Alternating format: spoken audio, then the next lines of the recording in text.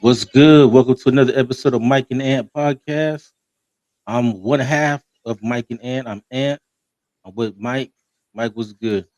Chilling, man. Chilling, man. Disappointing, championship round, but it is what it is. We're here. Yeah, I know we late, but let's go over what happened last Sunday, championship weekend. We'll start off in the AFC. Not much to talk about except for the weather. It was like watching two different games in the first half. The weather was good. It was cold, but it was good. And then in the second half, there was so much snow you couldn't even see shit. Mm. And the Patriots, they didn't help out by wearing all white. You could barely even see them. But the Patriots will beat the Broncos 10-7. Outside of that first possession, the Broncos really didn't do anything offensively. Drake May didn't do anything. Excuse me, the Patriots didn't really do anything offensively. Neither did Drake May. I'll read off the stats real quick. Drake May completed 10 of 21 passes for 86 yards, no touchdowns, no interceptions. Ramondre Stevens was their leading rusher with 25 carries and 71 yards. Their leading receiver was Matt Collins, two catches for 51 yards. For the Broncos, Jarrett Stidham was 17 of 31, 133 yards, one touchdown, one interception. His fumble, which to me was kind of controversial, that ended up being the difference in the game. And then RJ Harvey was their leading rusher with 13 carries for 37 yards. And their leading receiver was Marvin Mims with four catches for 62 yards. Um, so the Patriots, they move on to the Super Bowl for the 12th time in franchise history, which is an NFL record. And Drake May statistically becomes the worst quarterback to make it to the Super Bowl since Trent Dilfer, as he's really struggled in these playoffs. But just like with Trent Dilfer, Drake May right now is being carried by his defense. And at 23 years old, Drake May joins Dan Marino and Ben Roethlisberger as the youngest quarterbacks to play in the Super Bowl. But Mike, what's your thoughts on the AFC Championship game? I think the Broncos had their chances. Obviously, they was undermanned going in with Stidham. Not that he played, you know, tremendously bad, but obviously wasn't much he was doing good neither. It was really Um, good quarter. yeah, that fumble obviously was huge. I don't know if that was a fumble, like you said, that was pretty controversial. I think Peyton gave up some points in that game, which came back to cost him. So, I mean, I think the Broncos still could have won the game with Stidham. That tells you a lot. I think there was a good team that had a real good chance to win this year. But even if they won the game, they wasn't beating Seattle or LA with Stidham. So it just is what it is. I'll get into that later when we talk about the NFC. My thoughts on that game, but for this game, I'm with you. I think Sean Payton, um, instead of he should have kicked the field goal, especially if you look at the weather report, you know the snow was coming, and you should have known that it was going to be hard to score in the second half. So take advantage of that and get as many points as possible in that first half. And seeing how the game played out, being up 10-0, you Yeah. probably would have won the game because their one touchdown they scored off that fumble, which I don't really think it was a fumble. It looked like it was a tip pass, and that's why it went backwards. Um, but they decided to call it a fumble. That was pretty much the difference in the game. You're right. Their defense played well enough that Denver could have won that game with Jarrett Stidham.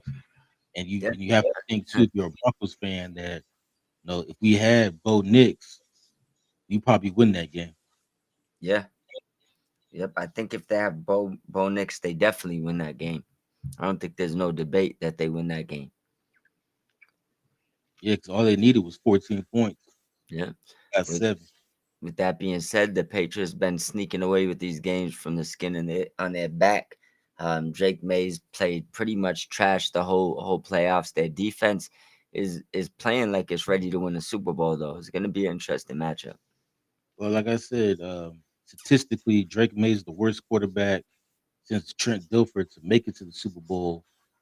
Trent Dilfer though ended up winning, so we'll see if this Patriots defense could put on a performance like the 2000 Ravens did. Even though I don't think this defense is anywhere close to that 2000 Ravens defense. Yeah, I don't think they're anywhere on that level. But they definitely was good enough to win though. Yeah. I mean, they've been playing well enough to get here. Yeah. Also, too, the people have been making a big deal, but the Patriots they have the weakest schedule of a team to make the Super Bowl since the '99 Rams. And what I would say to that is, as a Rams fan, nobody remembers who the Rams played in '99. All thing we remember is that they won the Super Bowl. So I don't this whole thing about the Patriots playing a weak schedule. I think it's just nonsense and kind of Yeah. overrated. Yeah, I don't buy into that neither. I don't have no stock in that.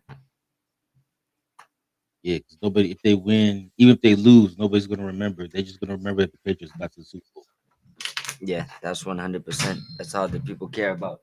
At the end of the day, they had to go through the competition when they got to the playoffs, anyways. So it's not Right. like, I mean, not like they just had an easy schedule and appeared in the Super Bowl. Yeah, it's not like they just like the season ended. So okay, we're going to put you in the Super Bowl. Yeah. But that's not the only thing they have in common with the '99 Rams. They're also too the first team since those '99 Rams to win 4 games the previous year and then make it to the Super Bowl. Hold on 1 second. I'm listening. Go ahead. So yeah, so the Patriots are going to try to do something that the only the '99 Rams have done, which is win 4 games the one year and then the following year win the Super Bowl. And quickly about the Patriots, I know everybody wants to make everything about a racial issue. And I know when Gerard Mayo got fired last year, everybody thought it was racist on the Patriots' part. But what we see is just how much coaching matters. And basically, with the same roster, I know they added some free agents here and there, but it's essentially the same roster. With Gerard Mayo last year, they won 4 games. With Mike Vrabel this year, they won 14 games and now in the Super Bowl. Not everything's a racial issue. You know, sometimes you got to call it what it is. And Gerard Yep. Mayo over his head last year. Yeah, he was. Ready. It was too big for him. Yeah, and that's why the Patriots were my sleeper pick in the preseason because I felt like Belichick left this team with talent. I just felt like they had the wrong coach. I know Yeah. it was in Belichick's like contract that when he retires, Mayo becomes the head coach, but I think Kraft was such in a hurry to get rid of Belichick that he put Mayo in a situation he wasn't ready for. I agree with that. I didn't understand why. I don't even know that was in why that was in his contract. That was kind of corny, anyways. I mean, like I mean, I it is guess he what was trying to groom him, maybe. I guess so. But I mean, if he's not the guy, he's not the guy. You shouldn't be worrying about who's coaching when you leave. I mean, true, but I think in fairness for Belichick, he didn't think he was gonna be leaving as soon as he did. He thought maybe he had like another 3, 4 years left where he can Yeah, groom Mayo. So when he does finally leave, Mayo will be ready. yeah. I mean, that's fair to say. That's definitely fair to say. But I do agree with you though. Like, why are you concerned who's gonna be the coach after you leave? I mean, if you're retiring, that's one thing. But if you're being fired, why does that even apply to anything? I was just a little confused with that. So you think that Kraft should have just like voided that in the contract? Absolutely, because you're talking about passing the torch. We're talking about we're moving on. It's not the same thing. You know what I'm Yeah, saying? So I don't know why they even honored that. To tell you the truth. I don't know. But after 1 year, he got fired, and with Mike Vrabel's like night and day, and it just shows you that Gerard Mayo was over his head. But anything else you want to put on this game?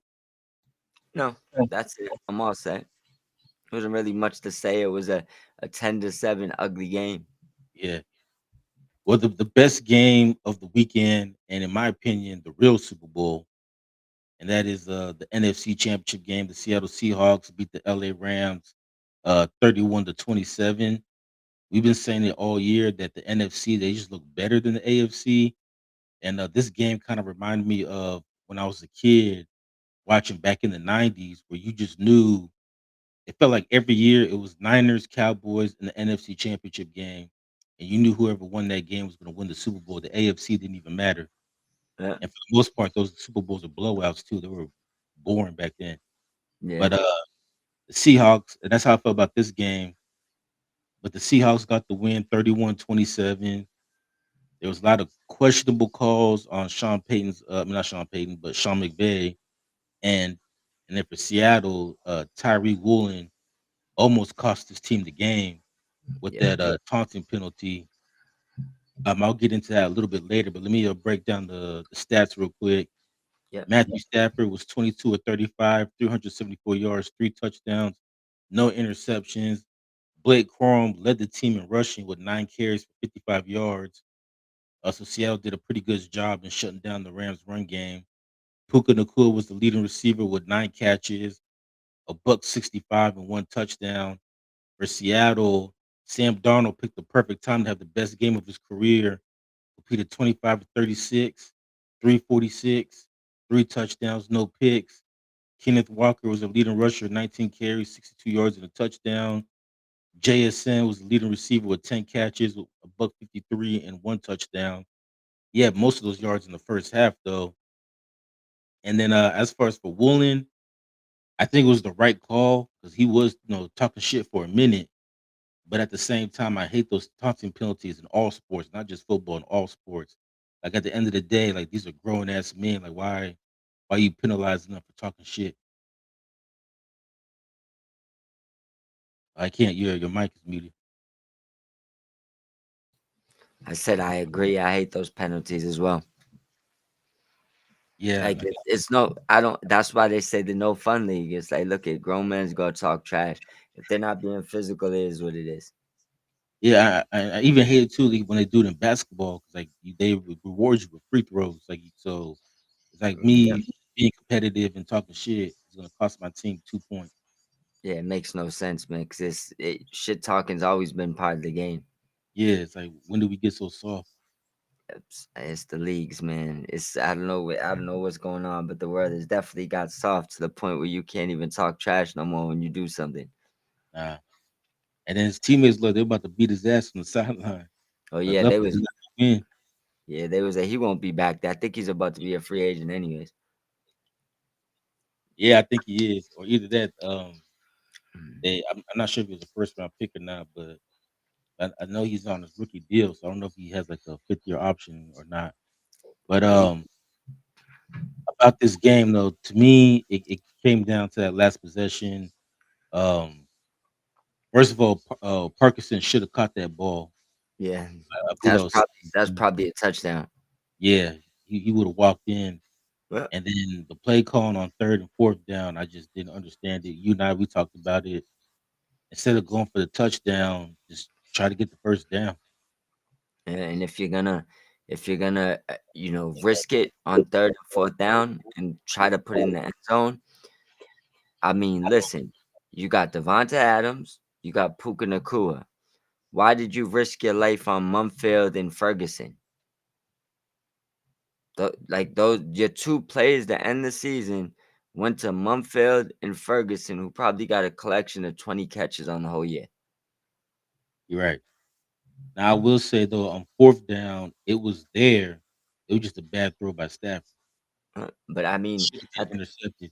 the end of the day, you had third and four and fourth and four, and you had drop backs with failed routes. It's like after you um did dump offs all the way down the field, 5 yards, 7 yards. After you doing that all the way down the field, you at the end went for two home runs. It made no sense to me.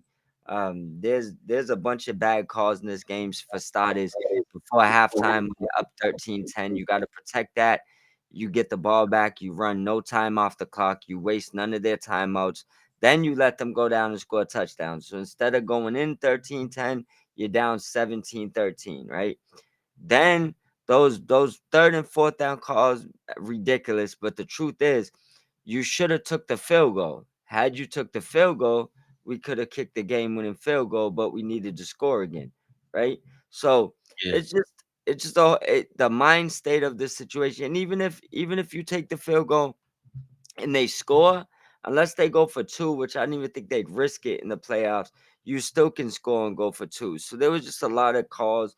The Cooper Cup play definitely should have been challenged by McVay. Not only did he not get the first down, and if you watch, Shannon and Ocho, they're both breaking it down. That was never a first down, not at any yeah. I point in the. didn't. I didn't think he got it, but I give rules the rules analysts on Fox try to say, "Oh, the tip of the ball crossed the line" or some bullshit. No, because here's the thing. He has a bobble. It, that's you. It's not you ain't getting the high point of the ball when you don't got control of it. It's not the end zone. It doesn't got to break the plane. You know what I'm saying? You got to get it. What I didn't understand about Sean McVay though is that not only first of all he called timeout, so you waste the timeout when you Yeah, need it. yeah. He calls timeout and then to see if he could challenge it or not, and then he changes his mind and doesn't challenge. Because I So you think just he thought. wasted timeout for no reason. Yeah, I think he thought that the booth was gonna review it, which they should have. But the truth is this, right? Just take I'll highlight two catches recently. We'll take the Brandon Cooks one, right? And we'll take this one, right? Um, all right. If you catch the ball and you're up and you're not being tackled, you don't really technically have to survive the ground. That's true, right? Especially if you make I think it's 2 or 3 steps in a football move, right? Mhm. But the thing is this. Let's let me give you a better one before we get to these two catches. Do you remember the Des Bryant catch in the Yeah, playoffs? like 10, 10, 11 years ago. The one he did the same exact thing Cooper Cup did, where he caught the ball, took 2 steps, and then reached to break the plane and then dropped. Then the ball came out and Yeah, they called it incomplete. That's identical to what Cooper Cup did. You caught the ball. It's subjective where someone could say you probably was getting tackled to the ground. So you probably should have applied the rule that you do got to survive the ground. That's one part. The part where McVay, I think, is probably kicking himself for not challenging. I think he fumbled.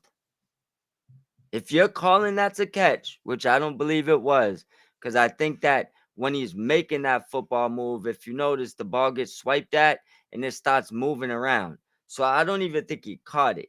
But if you're calling this a catch, you're saying that he reached for the plane. Cool. That ball's moving before any body part hits the ground. It's a fumble, and the Rams player had the ball. Clearly, picked it up. So had you challenged it, I think the Rams would have got the ball. yeah, It can't be both. Either it's an incomplete pass or it's a catch and a fumble. Look at it. That's the part that I don't know why nobody's talking about. That ball is clear as day moving as he starts falling to the ground. So it doesn't matter that he's down. The ball was already moving. So I think that if McVay throws the red flag, unless there was reasons from above why they didn't want to change the call, I ain't gonna get into conspiracies, but I have a funny feeling had he challenged it, they would have said it's Rams ball. I don't even think the first down mattered. I think he lost the ball. It just was what it was. But McVay just either got a call from above, don't challenge it. It's not getting overturned, whatever the case may be. But that was a you're an idiot moment. Not like you said, not only did you, if you wanted, how about this? Throw the challenge flag. What is the point of calling the timeout? Just throw the flag. And then if you lose the challenge, they're taking the timeout. Why the hell would you call a timeout when inevitably it's the same result? The only difference is the challenge flag will check the play and then call the timeout if you don't get it right. Like I've said this numerous times. Amazing play caller. You know what I'm saying? Great speaker. He's not a great head coach. He's not the great head coach that everybody thinks he is, because when it comes to pressure cooker moments and patience and building teams up, McVay doesn't do that. And if his primetime players don't come through for him in those big moments, look at his face on the sideline this whole playoffs. That looked like this, legendary all-worldly head coach that is just far superior to everybody. No, it looks like an offensive coordinator that's drowning. That's what it looks like. Stafford, I seen him audibling out of plays. The first 2, 3 games that McVay, look, worst coaching of my life. How do you know that and in the next week have a way to top that?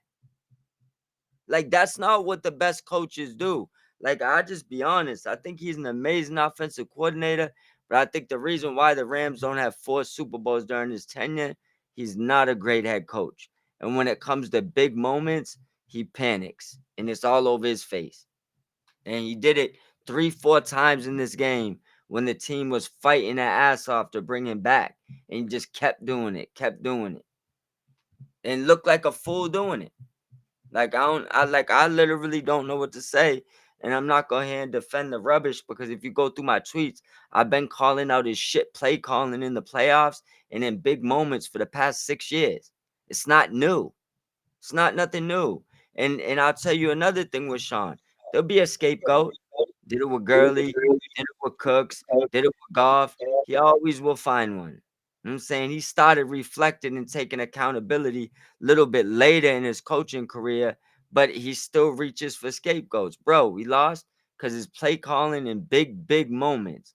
And I forgot what, and Belichick used to call in situational football moments where you got to be the biggest and you're supposed to be that's when you got to be the best. He don't got that. He don't got it. And if you take away Odell and Von Miller and everything Les Snead did to stack him a Pro Bowl roster, he probably wouldn't have one ring. It just is what it is. And the one ring he got it by beating his homeboy. It Yeah, wasn't like he beat one of these top coaches like Belichick or Andy Reid or anything yeah. like that. And let's not forget, he went to sleep halfway through that Buccaneers game, and Stafford and Cup saved him at the end. He Yeah, also he also coached a shit ass Super Bowl, and we barely won against a terrible Bengals defense. thank God for Aaron Donald, because had Joe Burrow had like 2 more seconds, Jamar Chase was wide open. So it just is what it is, man. Like, yo, you can't keep failing the same way and thinking that I'm gonna buy you rubbish, man. Like, I know Rams fans are not gonna like these statements. It is what it is. I mean, how many times do you think the Rams should have won the Super Bowl since he's been there? Say at least three. Last Maybe year four. and this year. It's like Yeah, that's like, come on, bro. You know what I'm saying? So it's like, and look it. I still believe we were better than New England in 2018. Yeah, we were. I mean, if you don't, all right. He gave Todd Gurley 9 carries in the Super Bowl. He had golf running bootlegs. Listen, it like yo went to dinner with Belichick. There's a lot, bro. It's like, look at, man. At this point, I'm not saying that I want to move on from him, because I think he could get better in situational football. But I'm also telling you, I would not give a flying F if they did move on from him. What's the difference? It's about rings. I mean, it's not about shoulda, coulda, woulda. You know what I mean? Like, maybe it's time for him to go to broadcasting. I don't know if he's all in right now, because that playoff stretch and his facial expressions and the way that you don't look all into me, bro. The speeches that you're telling your team and stuff, that's fine. The stuff you was calling, it's not, bro. Like, Blake Corum was running all over these guys. You just want to stop running the ball. You stop protecting leads. He still, how many years it been, doesn't understand timeout management. It's like uh, just that. Think, if I told you, and you could be a rookie, you have two options. Challenge a player could help you, and if you lose, they're gonna take a timeout. Or just call a timeout, complain, and then don't challenge the play. A 9-year-old knows the answer there. It's like, obviously in that situation, he's panicking, he's buckling, and he didn't know the answer. And that just doesn't sound like that's not like a Bill Belichick to me. It's just not. Yeah, I agree. And then the bigger news, especially out here in LA, is people are questioning will Matthew Stafford come back next year or he's gonna retire. Me personally, I think after the year he's had this year, I can see him coming back next year. Yeah, I don't think he retires. But at the same token, I don't think it's far off to say that if somebody offers Stafford a home, he might be willing to leave this time. That's, so. I They mean, I was surprised he even came back this year because I felt like they disrespected him by basically telling him, "Go talk to other teams and see what's Yep, out there." yep. And then he gave them a deal, and now this year he's probably worth more than he was last year after this season. Not only did he give him a deal, he gave him a discount. Yeah, that's what I mean. So now, if someone tells him, "Look, we'll give you 60 million a year for 2, 3 years," he might say, "You know what? I got that trade offer. You still slinging me?" It is what it is, man. Because at this point, come on, man.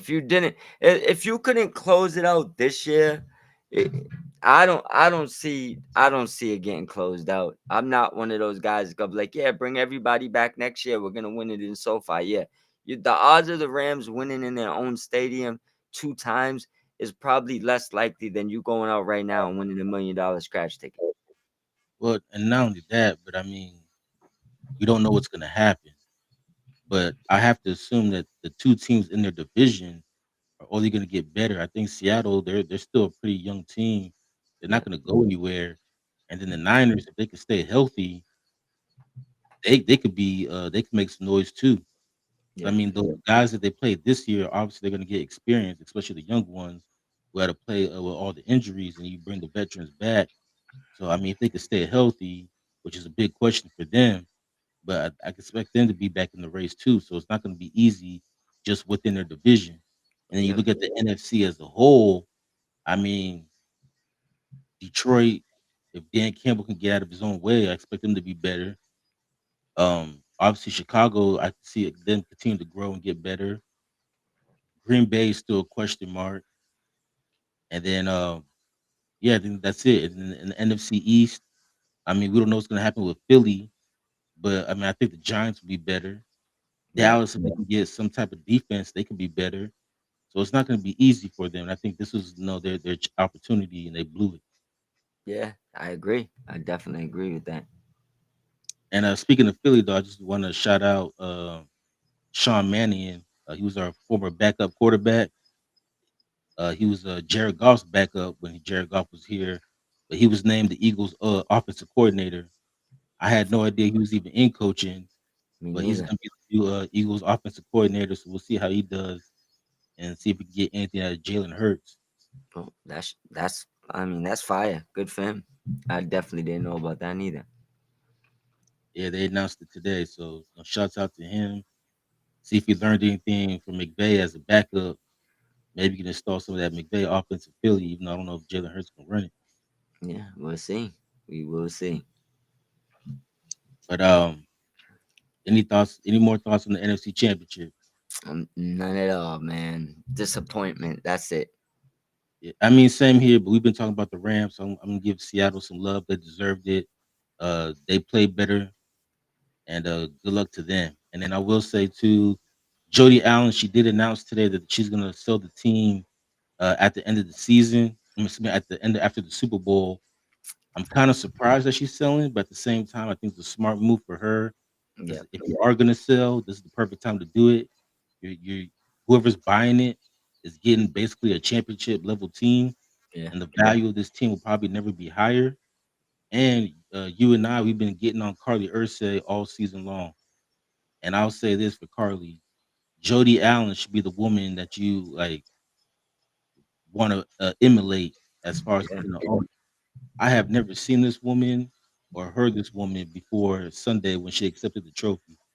Like you yeah, don't see her on the sidelines listening to the coach's call. I mean, listen to the plays with the headsets on, listen to the plays, listen to the offense and defensive coordinators calling plays. You don't see her on the sidelines taking notes.